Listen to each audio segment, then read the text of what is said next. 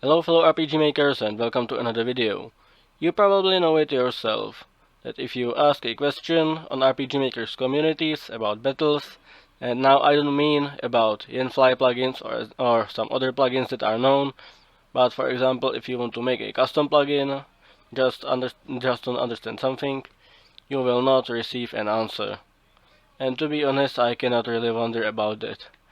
If you take a look inside RPG managers, for the battle manager, you see this jumbo mambo, a ton of functions, and the documentation is nowhere to be seen. So this is really complicated, and unless you know how to deal with it, it is really difficult even to examine or investigate. So you won't get any answers if you ask, because nobody can really understand it. However, I will try my best to change it. Before we do anything though, we need to take a look at how RPG Maker engine processes a turn. You probably know that the action of enemies gets selected by game troop member 0 or 1. You can see that the action is selected because it gets selected at the very beginning of the turn, and then for the actor you need to select it manually. I have already shown that in the introduction video. However, what happens between when you finish the selection and when the action ends or turn ends, that is what we will talk about in this video. Now I have also prepared some cheat sheet because it is so complex that I would not be able to remember this probably. So in order to process an action, the battle manager needs to know the subject, in other words the caster, the targets, and the action. Sorry. Now subject, if we go into scripts, subject is inside battlemanager.updateTurn, and this gets defined by the this.getNextSubject. So if we search for get next subject, you can see that it takes the action battlers array and shift, so it takes the first member of the array, and if it is relevant it returns the battle member, and if it's alive, if it is not relevant, it returns null.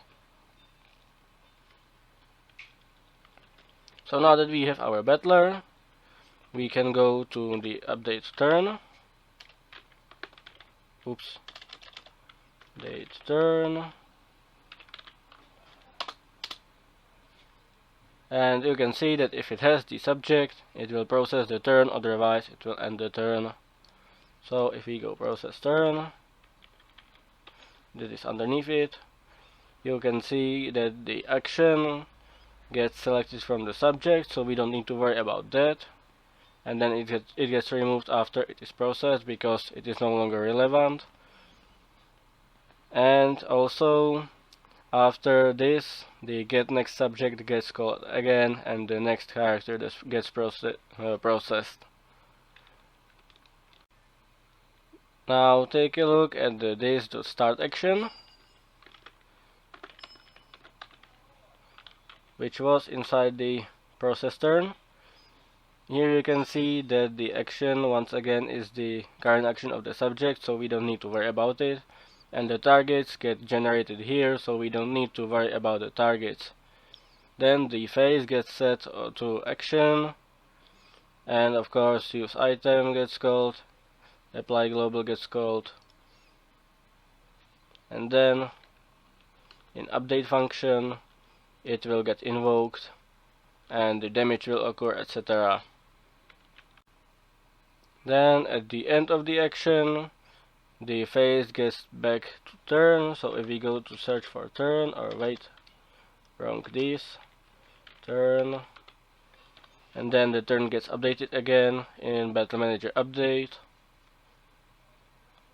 So this whole loop gets around and around until there are no more members. Then the action gets set to turn end, or the phase, and a new turn will begin afterwards. So now that we know all this, we can go to our next step. In other words, trying to invoke an action through console. So that of course means we cannot select all 4 actions, because if we did, then the turn would get processed like normally and nothing would happen.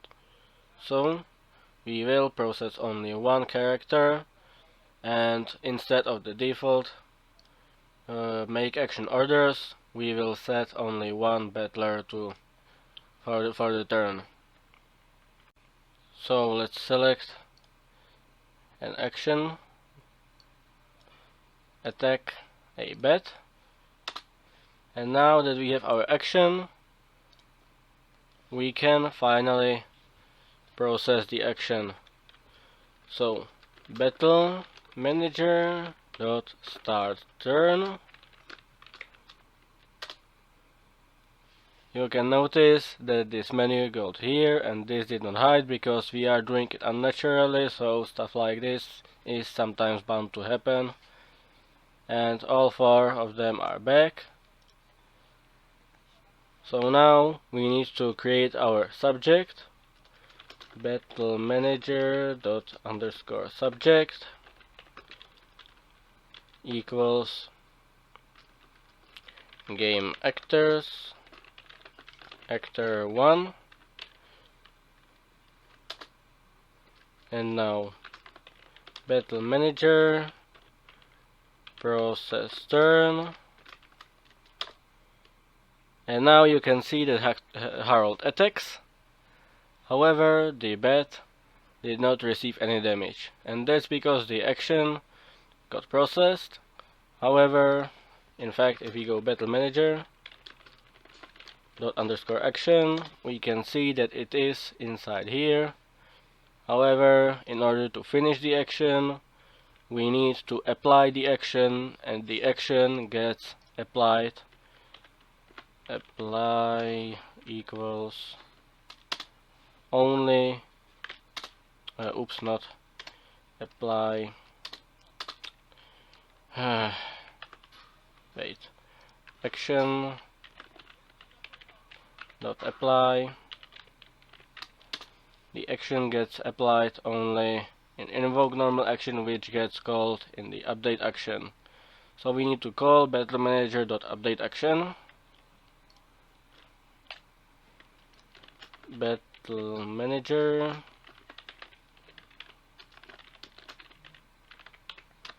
and bam, the bat has received its damage.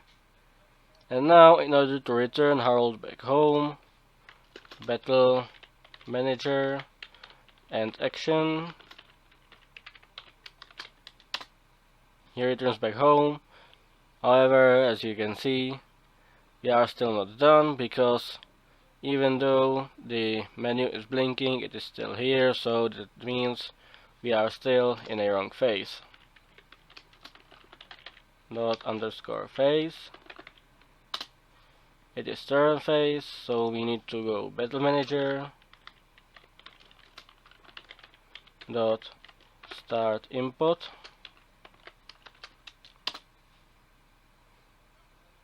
and now you can see everything is fine. The actors are also moving, so that is good.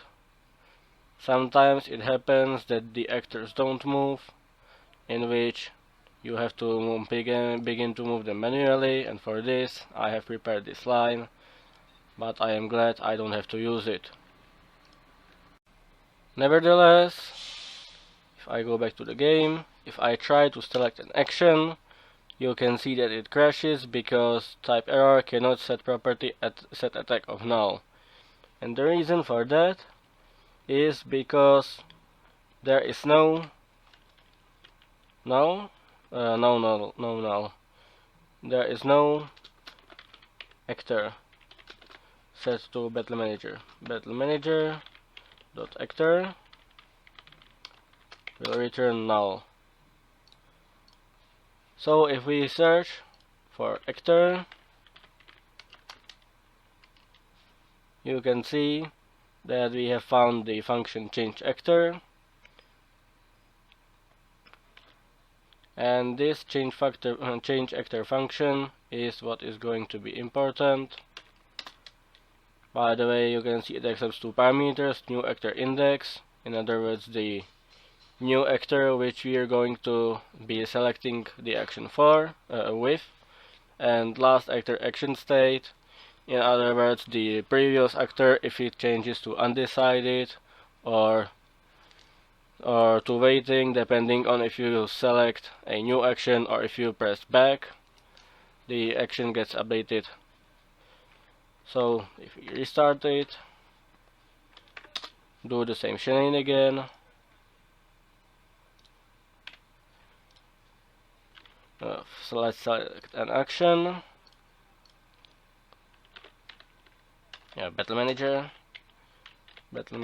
dot start turn, battle manager dot process turn, not process turn, battle manager dot underscore subject equals game actors actor 1, battle manager dot process turn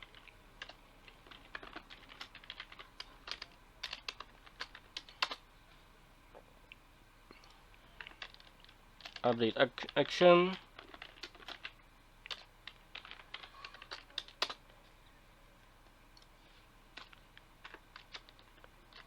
end action, and you can see that the hero now is not moving. So in order to make him move, I will take this line. Now what it does is simply it accesses the sprite set children,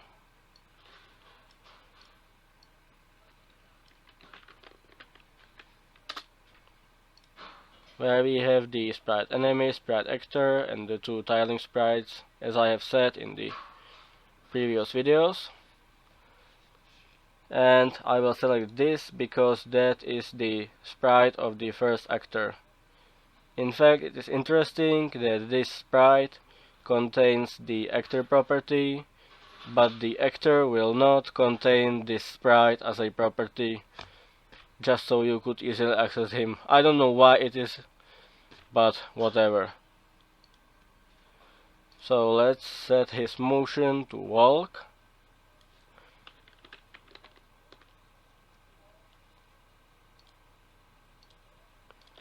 It would be really nice if I could access him just through gameactors.actor1.sprite, but I cannot, or battlesprite or whatever. But I cannot, and so I have to use this atrocious code. So let's set it to walk. And now our actor once again is moving. And if I want to move Therese as well, I will simply set her motion to walk, and now she is walking too, or not walking. She is in her idle. She is idle. So back to business. So battle manager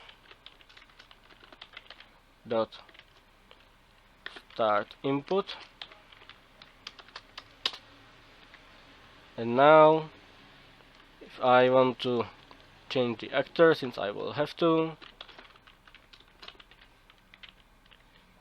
you can see that the game by default uses the select next command and select previous command. So if I do battle manager dot select next command, it will do it for me. If I wanted to change to some other actor, like for example actor 4 from actor 1, I would do it manually. That would be good for custom battle systems when the order is not determined by the order in the party, but for example with speed, etc.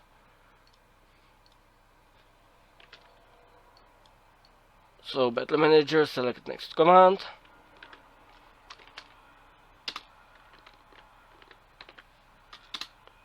Oops. As you can see, we still have a graphical glitch where Therese is shown, but that is all because we do it unnaturally. We are still selecting Harold, and if I try to do it again, we are now selecting for Therese, now for Marsha, now for Lucius. And you have to be careful, because the change actor in this function uses this dot underscore actor index plus 1. So if you want to select an actor of a custom ID and go to change actor,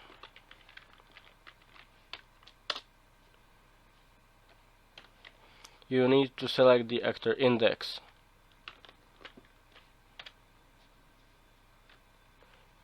So battle manager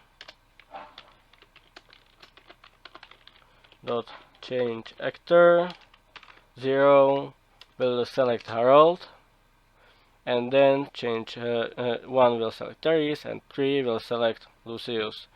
It will not go by the IDs. Now to fix the status window, you'll simply go to RPG scenes. See the start actor command selection contains this dot underscore status window dot select and battle manager dot actor dot index. So if we go, instead of this, we go scene manager scene, just copy this,